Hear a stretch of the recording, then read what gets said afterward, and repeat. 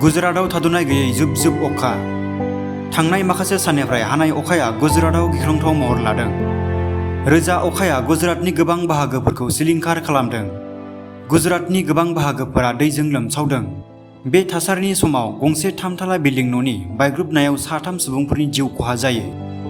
बे जाथाया थांनाय हराव द्वारका जिल्लानि जामखंबालिया सहराव जादोंमोन।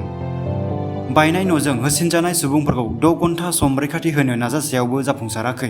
गोबां नाजानायनि गेजेरजों पुलिसआ बैसो जानाय सासे आइजो आरो 2 हिनजावसाफोरखौ रैखाथि होनो हायाखै।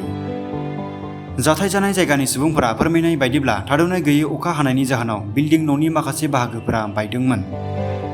बे जाथायाव न'नि माखासे सोद्रोमाफोरा जखम जादों होननानै खौरां मोन्दों।